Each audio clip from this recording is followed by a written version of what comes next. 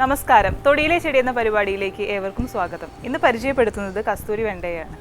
സാധാരണ വെണ്ടച്ചെടിയോട് സാദൃശ്യമുണ്ടെങ്കിലും ഇതിൻ്റെ ഔഷധ മൂല്യങ്ങളിൽ അല്പം വ്യത്യാസങ്ങൾ ഈ കസ്തൂരി വെണ്ടയ്ക്കുണ്ട്. മാൽവേസിയ കുടുംബാംഗത്തിൽപ്പെടുന്ന ഇതിൻ്റെ ശാസ്ത്രീയ നാമം ഹിബിസ്കസ് എബൽമോസസ് എന്നാണ്.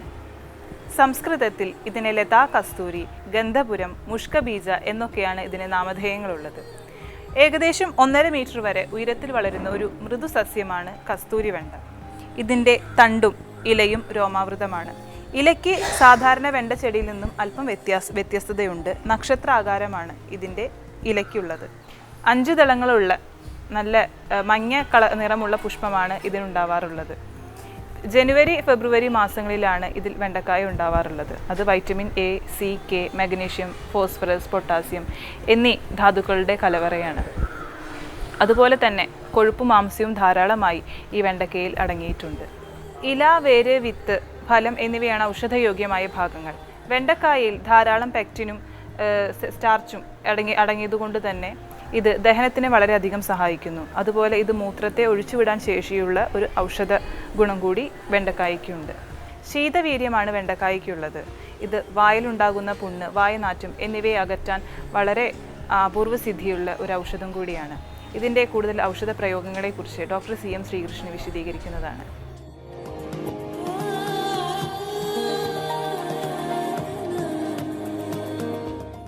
കസ്തൂരി വെണ്ട അത് ഈ നാഡികൾക്ക് ബലം കൊടുക്കുന്നതാണ്.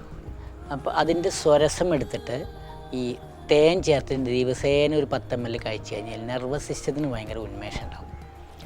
പിന്നെ ഇതിൻ്റെ ഈ കഷായം സമൂലെടുത്ത് കഷായം വെച്ചിട്ട് കൊടുത്തു കഴിഞ്ഞാൽ ശ്വാസം മുട്ട് കുറയും. ഈ ലങ്സിലുണ്ടാകുന്ന കഫമൊക്കെ ഇല്ലാണ്ടായി പോകും.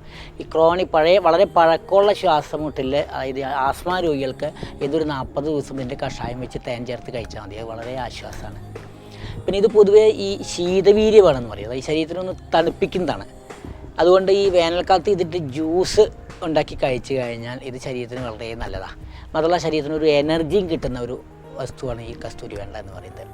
അതുകൊണ്ട് ഈ സാധാരണ നിത്യേന കഴിക്കാൻ പറ്റുന്നൊരു സാധനമാണിത്.